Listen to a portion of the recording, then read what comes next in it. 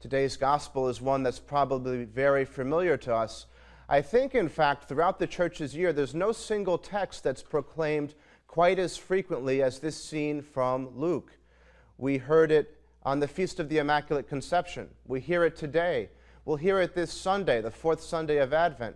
We hear it, of course, on the Feast of the Annunciation, March 25th, and I think other times as well.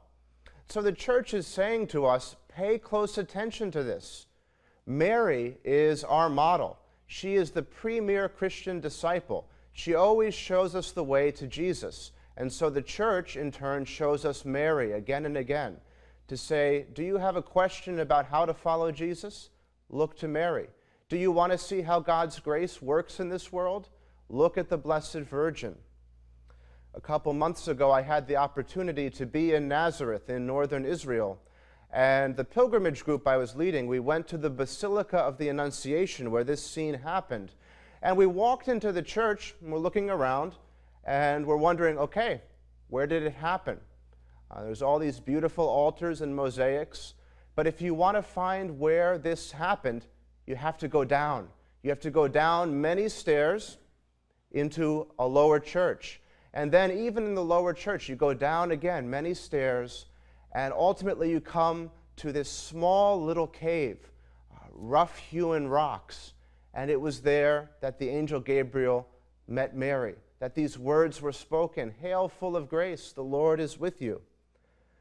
Who would have thought that in such a humble place, God would change the entire world?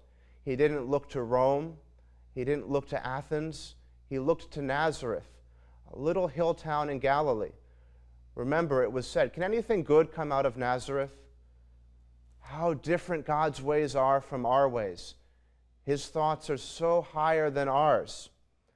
Instead of choosing the pinnacle of civilization, the pinnacle of sophistication, he chose this little cave in a town that no one had ever heard of. For many of you who are watching today, you're with us in this spiritual worship because you can't get to your parish. Whether you're sick, whether you're just unable to get out of your home due to old age or whatever it may be, perhaps you feel that you are less a participant in the church because you are restricted, you are confined. Today's gospel should be a powerful reminder to people like you that God's ways are not according to our ways. Human beings judge by appearances, but God sees the heart.